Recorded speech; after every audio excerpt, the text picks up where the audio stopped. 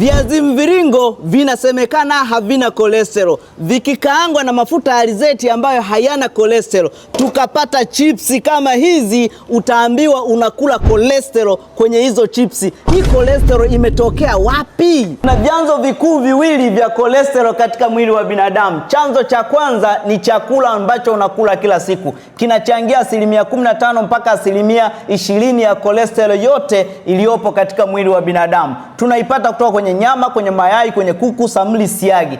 Chakula ni chanzo hafifu sana cha cholesterol katika mwili wa binadamu. Si cholesterol yote unaokula kutoka kwenye chakula huingia katika damu. Asilimia kubwa huwa tunaitoa kwenye choo. Endogenous source. Hiki ndo chanzo kikuu. Endogenous maana yake ni kwamba mwili hujitengenezea wenyewe cholesterol na uchangia kwa 85% ya jumla ya cholesterol yote iliyoko mwilini. Kumbe cholesterol yote iliyoko mwilini 85% inatengenezwa na ini lako. Ini huzalisha cholesterol kupitia njia iitwayo mevalonate pathway. Ni namna ya kuzalisha cholesterol kwa kutumia vyanzo vingine tofauti na chakula unachokula. Twende kwa kina zaidi. Vyakula vya wanga na sukari, mafuta na pombe, mwili huchakata ili kuzalisha nishati kutoka kwenye hivyo vyanzo. Wakati mwili unachakata kupitia glycolysis beta oxidation, huzalisha acetyl-CoA. Kwa hiyo acetyl-CoA ni intermediate product, ni zao ambalo mwili huzalisha wakati unachakata hivyo vyanzo vya nishati. Baada ya kuzalisha hii acetyl-CoA, huingia katika Krebs cycle. Krebs cycle ni mfumo wa pili ambao unasaidia kuvuna nishati zaidi kutoka kwenye chakula ambacho umekula. Tuachane na Krebs cycle. Sasa tuje namna gani mwili unatumia hii acetyl-CoA iliyozalishwa wakati mwili unachakata hivyo vyanzo ili kuzalisha cholesterol. Hii acetyl-CoA inaingia katika mchakato mwingine unaitwa mevalonate pathway, ambapo tutachukua hii acetyl-CoA na kuibadilisha kuwa HMG-CoA. Unaona hapa imebadilishwa na HMG-CoA reductase enzyme. Hii ni kifupisho cha hydroxymethylglutyl-CoA. Sasa mara tu baada ya kuzalisha hiyo HMG-CoA, kwenye cholesterol is made. Dawa za kushusha cholesterol huwa zinaenda kumdhibiti huyu mjamaa anayeitwa HMG-CoA reductase enzyme. Hii ni enzyme ambayo huwa ipo kwenye ini. Kazi yake ni kuwezesha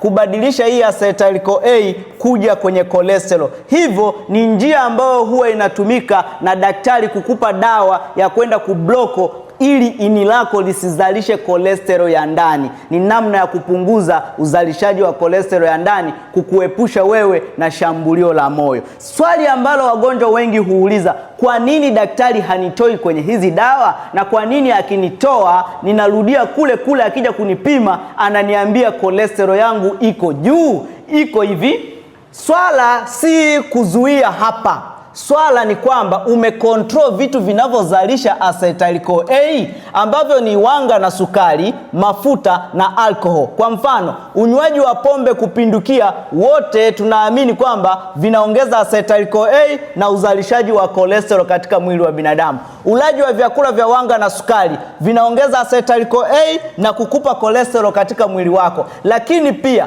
pale unapotokea kwamba unaambatanisha vyakula vya wanga na vyakula vya mafuta hapo hapo at the same time, kumbuka nilikuambia haitakiwi kula nyama na juisi na ugali mlima. Hautakiwi kula nyama na wali mlima na juisi pale pale. Unapofanya hivyo unafanya makosa. Kitendo hicho kinaweza kukusababishia kuongeza kiwango cha acetyl-CoA kwa kasi sana na kuongeza uzalishaji wa cholesterol. Hivyo basi utakuwa mgonjwa au mtumwa wa dawa za kushusha cholesterol maisha, kama wewe haujabadilisha mtindo wako wa maisha wa kujua namna ya kuvicontrol hivyo vyanzo vikuu. Cholesterol kazi yake kubwa ni kutengeneza seli za mwili na pia kutengeneza homoni na kuendesha shughuli mbalimbali katika mwili wa binadamu. Usisahau pia inatengeneza nyongo. Iko hivi, Cholesterol huzalishwa katika ini kupitia kitendo kinachoitwa mevalonate pathway.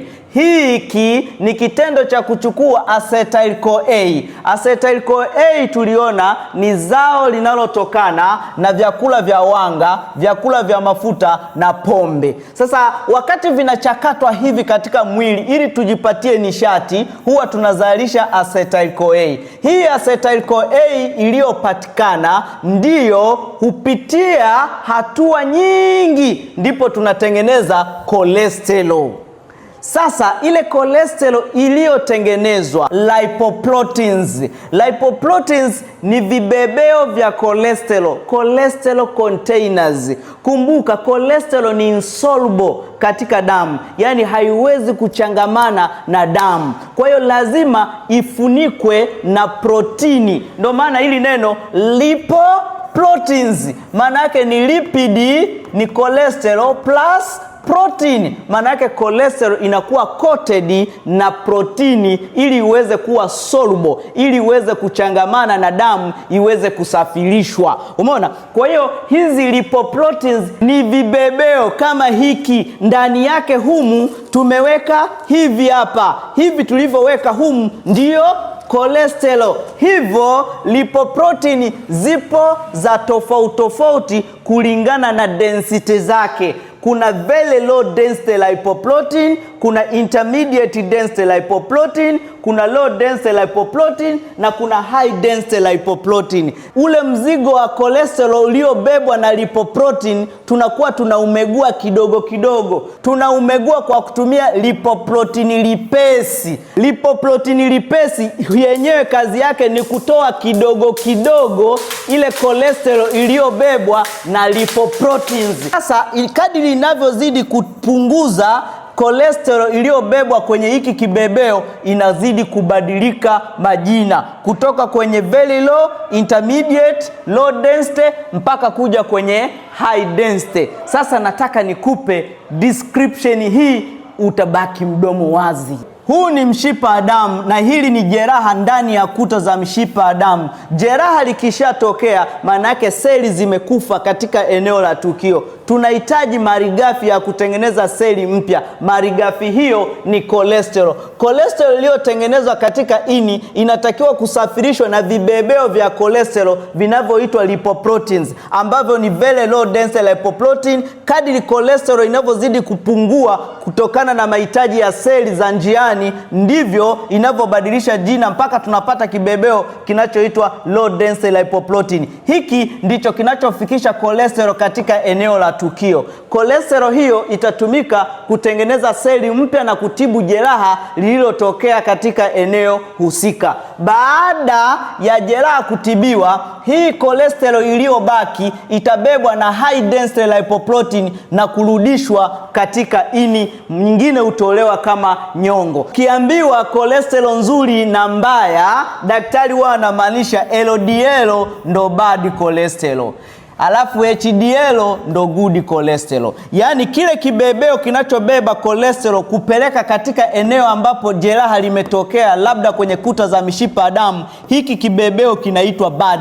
Alafu kile kibebeo kinachorudisha cholesterol kwenda katika ini, hiki kibebeo ndo kizuri. Nadhani hapa sisi wanafunzi ilikuwa ni namna ya kukalilishwa. Light kama tungeambiwa ukweli kwamba hiki kibebeo tunakiona ni kibaya kwa sababu kinaleta cholesterol hapa katika jeraha lilipotokea.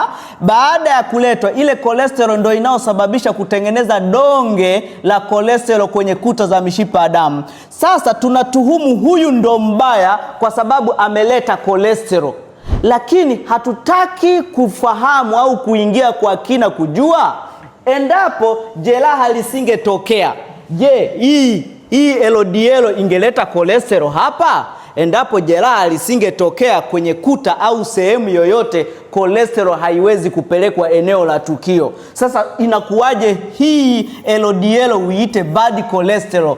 Ni jambo la kushangaza, tunakalilishwa sana. nitatoa mwendelezo wa hili somo katika mada ijayo tena kesho. Katika video ijayo nitakueleza hizi chipsi zimetengenezwa na viazi mviringo na mafuta ya alizeti. Vyote hivyo havina cholesterol. Lakini kwa nini chipsi zinatuhumiwa kusababisha maradhi ya moyo? Nitaeleza kwa kina zaidi katika video ijayo. Share video hii na watu wengi zaidi. Acha komenti yako chini kama umependa masomo yangu.